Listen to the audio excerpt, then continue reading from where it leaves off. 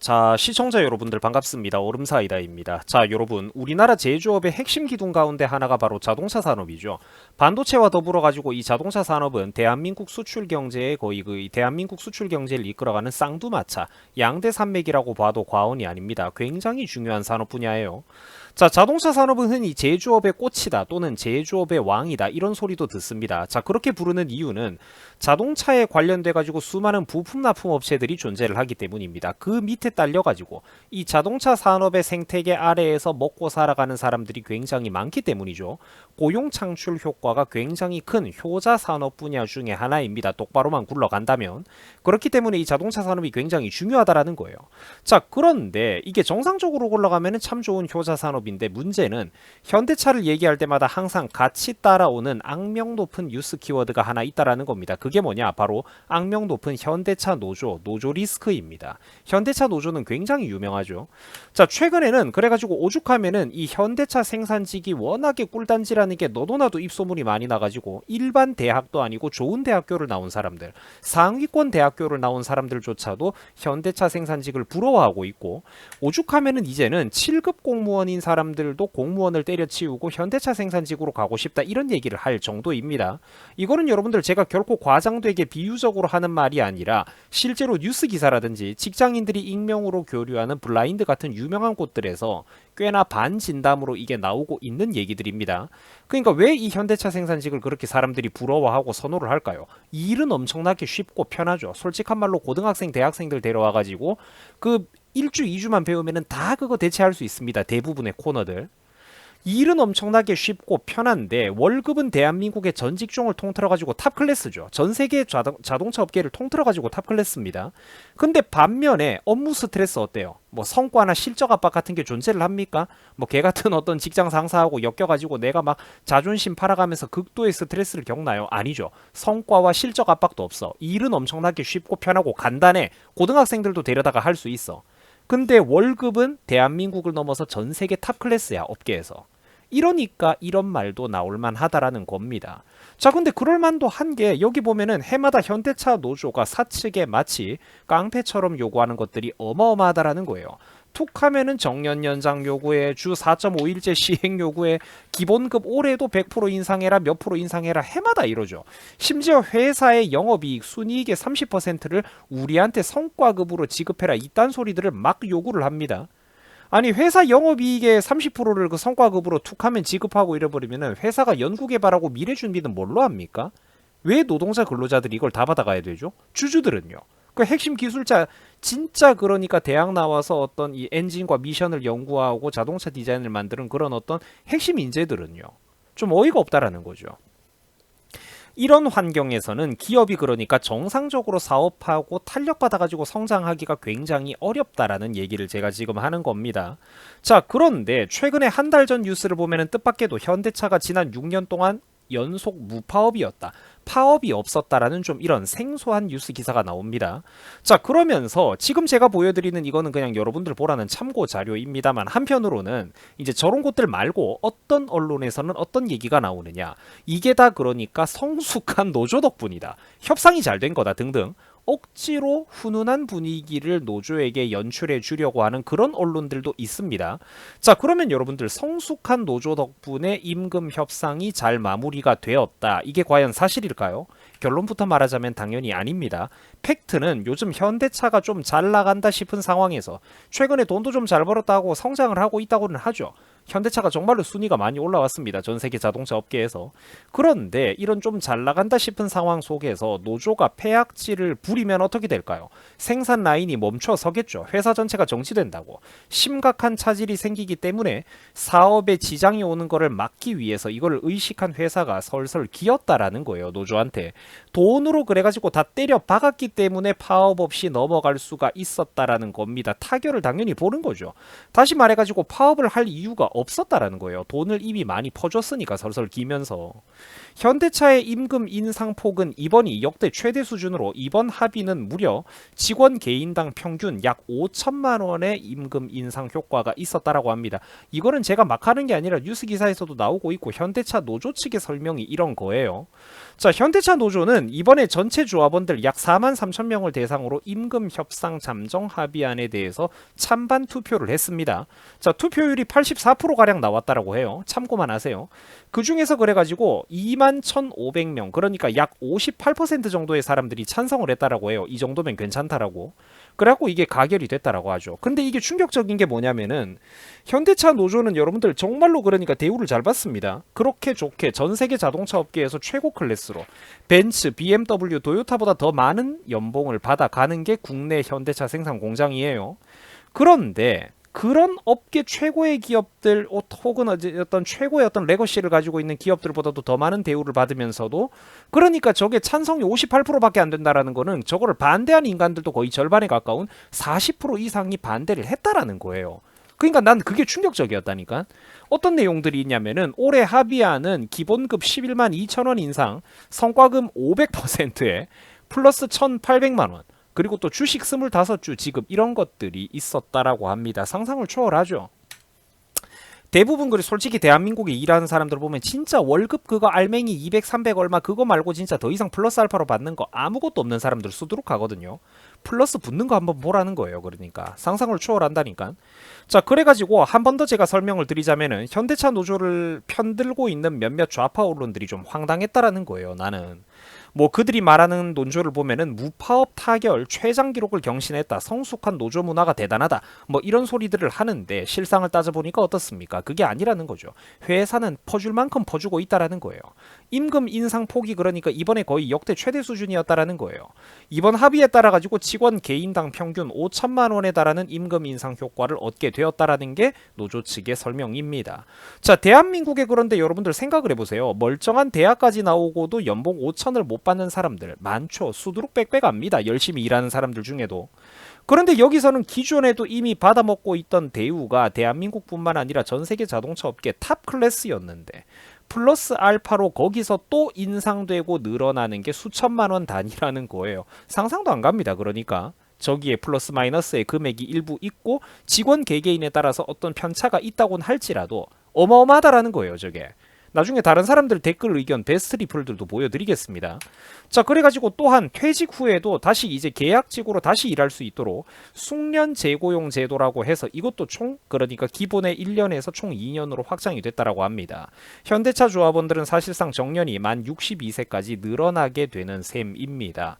자, 이런 식으로 회사가 퍼줄 수 있는 거 없는 거 다 갖다 퍼주는 상황 속에서 최장기간 연속으로 파업이 없었다느니 성숙한 노조 덕분에 단체 교섭이 큰 충돌 없이 잘 타결됐다느니 이런 말들은 제가 좀 황당하고 의미가 없었다라는 거예요.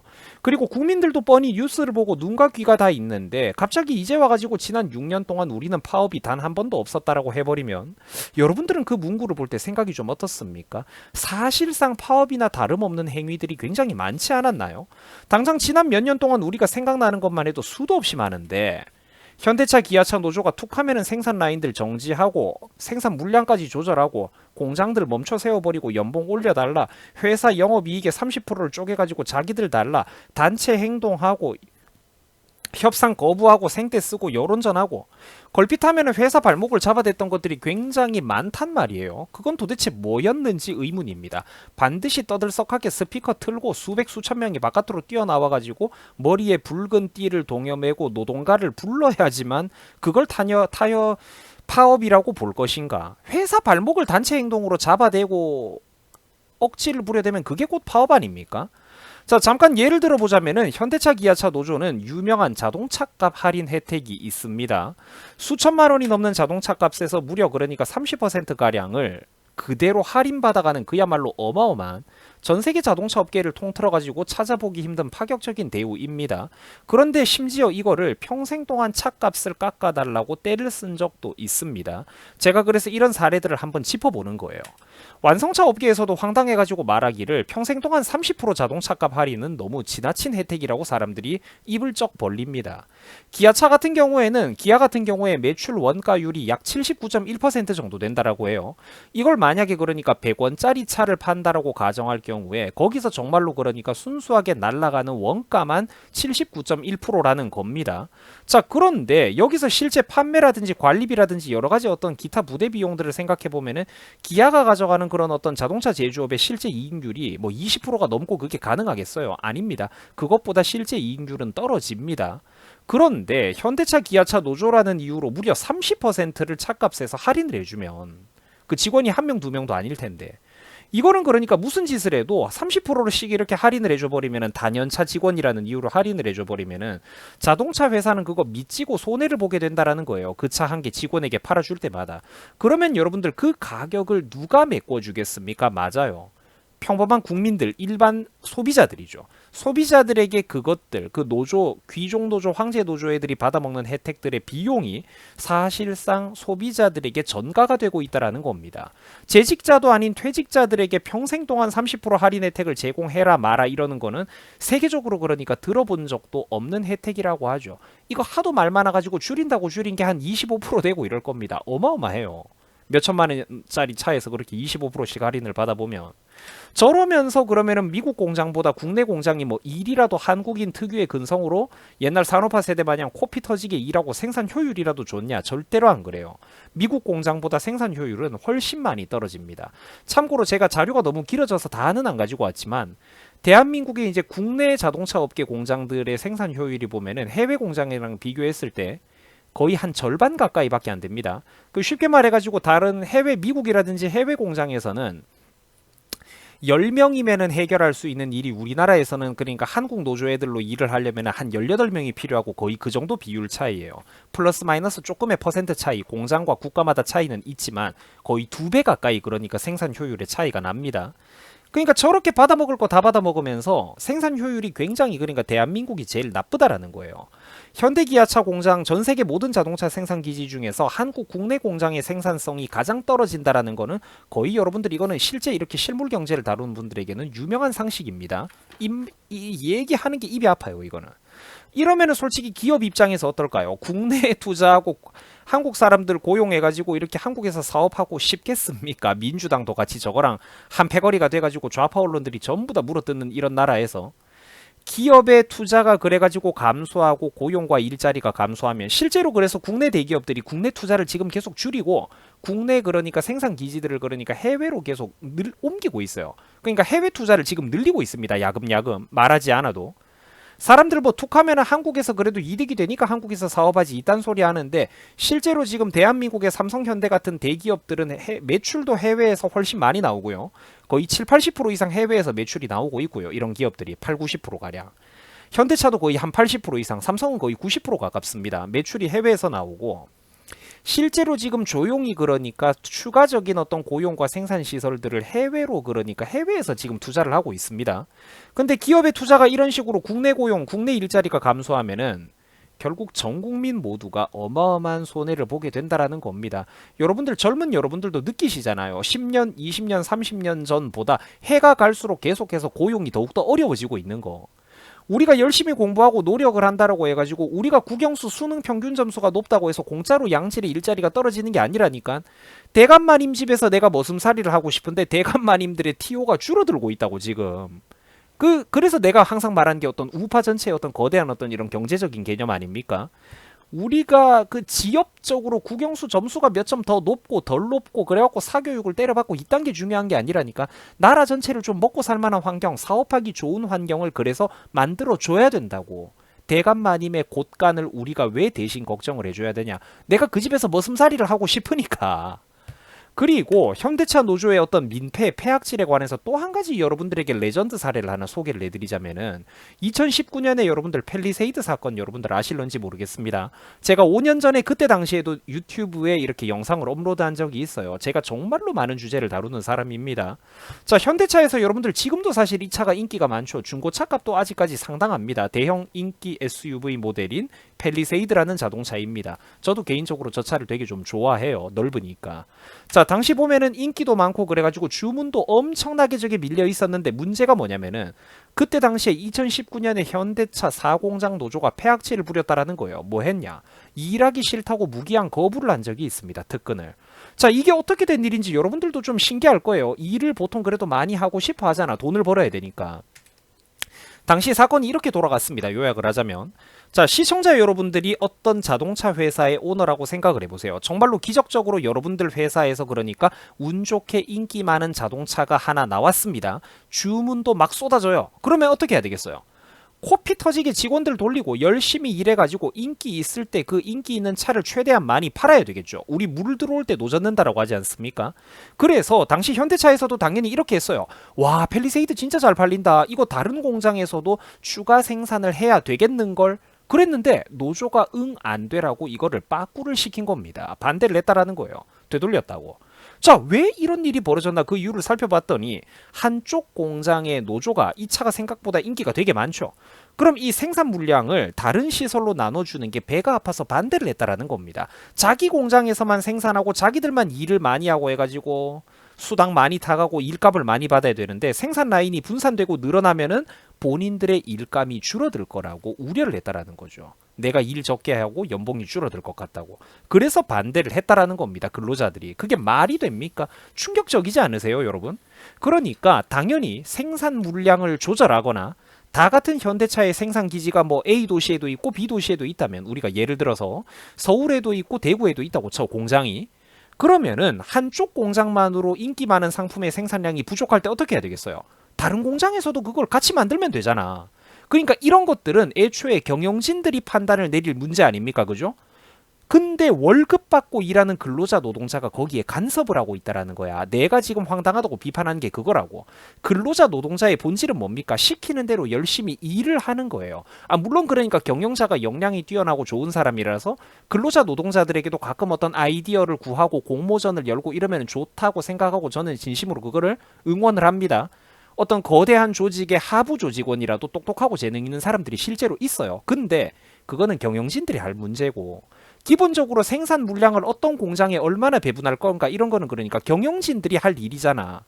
근로자 노동자는 일단 일감이 주어지고 일을 하십시오라고 하면은 월급만 똑바로 준다면 일을 하는 게 중요한 거라고.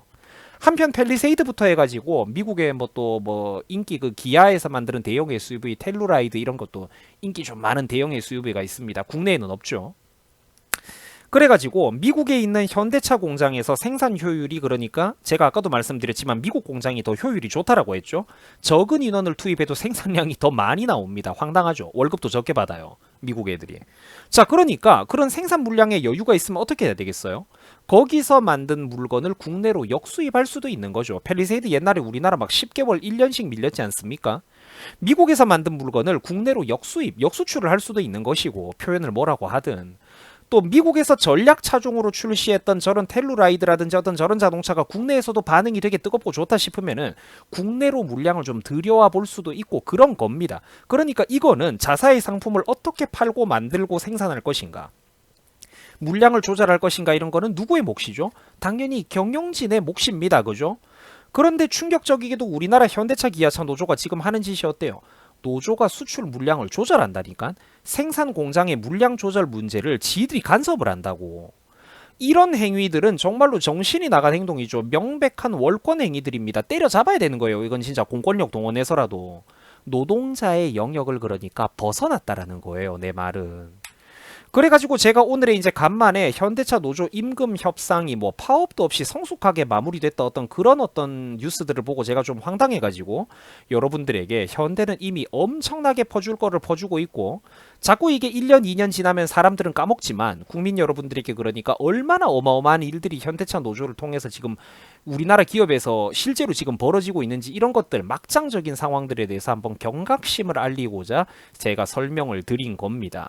자, 그런데 마무리 플러스 알파로 관련된 뉴스 기사 댓글들도 한번 제가 보여드리자면은 상식 박힌 사람들의 생각은 그러니까 제정신 박힌 사람들은 생각이 다 똑같다라는 거예요. 보세요. 노조의 성숙한 태도보다 돈으로 합의한 것뿐이지 않냐. 무슨 무파업 합의라고 자랑처럼 말하냐. 정작 이제 2차, 3차 부품업체, 하청업체들은 올라가는 각종 비용에 몸살을 앓고 있고 망해가고 쥐어짜이고 있다. 저들끼리의 돈잔치보다는 그 역대급 실적이라는 것에서 정말 좀 일부라도 그러니까 협력업체에도 좀 돌아가면 안 되겠냐. 어느 정도 배려가 돼서 그래가지고 튼튼한 산업 생태계가 만들어지는 게 중요하지 않겠냐라는데 맞는 말이라는 거예요. 현대차 차값을 그러니까 귀족노조한테만 30%나 뭐 할인을 해주고 벤츠, BMW, 도요타 업계 최고의 기업들보다도 더 많은 연봉을 받아가는데도 불구하고 툭 하면은 파업을 하겠다, 연봉 더 올려달라, 생산 라인 멈춰 세우겠다, 물량을 조절해라 저딴 짓을 하는데 여러분들 생각을 해보세요. 시청자 여러분들한테 현대차 생산직에 취업시켜준다면 어떻겠냐고. 그런 거 없어도 차값 30%나 할인해주고 25%나 할인해주고 그딴 거 없어도 열심히 일할 사람들 수두룩하다고. 솔직히 말해서 현대차 생산직의 업무 강도 어떤 이 워라벨이면은 그 연봉의 60, 70%나 아니 거의 절반만 받아도 일하겠습니다. 제발 일하게 해주십시오. 평생 일하게 해주십시오 할 사람들이 대한민국에 대학 나온 사람들 중에도 수두룩 빽빽하다라는 거예요. 원래는 그런 성실한 근로자, 노동자, 대한민국 남자들에게 일자리가 돌아가는 게 맞는 것 아닙니까? 그 양질의 일자리가. 내가 말하는 게 그거거든. 그리고 또 여기에도 이제 그런 것들이 나오죠. 기가 막히는 노릇이다. 연봉 협상에 무려 5천만 원이나 연봉을 올려주고 파업을 막는다라는 이런 소리는 내가 들어본 적이 없다. 5천만 원 연봉을 못 받는 직장인들, 근로자들도 얼마나 대한민국에 많냐. 도대체 연봉 협상에서 5천이나 올려주는 이런 어떤 사례를 보니까 현대차 근로자들, 아니 황제 근로자들, 귀족이 아니라 황제 근로자들의 연봉은 얼마나 되는지 내가 궁금하다. 그러니까 현기차 불매 운동으로 진짜 이거 망해야 될 듯 싶다. 이런 소리를 하는 분들도 있었어요. 그러니까 이게 뭐냐면은 이게 저는 사실 이제 뭐 그래도 국산차가 대한민국에서 타고 다니기에는 가성비가 좀 좋다라고 생각을 하는 입장이지만 그런 어떤 제 개인적인 어떤 자동차 브랜드 선호와는 별개로 사실 이제 현대차를 그러니까 노조가 미워서 밉다라고 하는 이런 사람들도 진짜로 많아요. 그러니까 기업도 사실 가끔 뭐 현대기아차가 좀 미운 짓을 하기는 합니다만 그거랑 별개로 세상에 소비자들이 기업이 미운 것보다도 노조가 하는 꼬라지가 미워가지고 사람들이 불매하고 저 버르장머리 고쳐야 된다라고 하는 이런 게 그러니까 말이 되냐라는 거예요. 얼마나 막장이면 그러니까 이런 일이 벌어집니까? 그래서는 안 되겠죠. 기업이 미움을 받는 거는 어떤 그러니까 뭐 품질이라든지 뭐 내외수에 약간의 차별이 있다든지 경영진 잘못이겠지만 노조가 미워서 불매를 한다. 노동자가 미워가지고 불매를 한다라는 거는 얼마나 그러니까 이 기업 입장에서는 부당하고 좀 잘못 돌아가는 어떤 그런 현상입니까? 그러니까 이 노조 문제를 진짜 제 마음 같아서는 정말로 이게 그러니까 공권력을 동원해서라도 한번 이게 대수술을 하고 넘어가야 된다니까요. 이게 일할 사람 수두룩하다라는 거예요. 그래가지고 제가 좀 이렇게 여러 가지 소식들을 한번 여러분들에게 전달을 해드려 보았습니다. 그래서 이런 것들이 부디 뭐 그러면 이제 뉴스 기사 헤드라인 하나만 딱 이렇게 5분 10분 보고 넘어가면은 이런 어떤 몇 년에 걸친 자세한 내막들을 사람들이 잘 모르잖아요. 그래서 여러분들의 시간을 아껴드리고 여러분들의 배경 지식과 시야를 넓혀드리는 게 저 같은 어떤 시사 유튜버들의 어떤 몫이 아닐까 싶습니다. 부디 여러분들에게 좀 이런저런 많은 도움이 되었으면 좋겠습니다. 자, 여러분들 수고 많으셨습니다. 대단히 감사드립니다. 고맙습니다.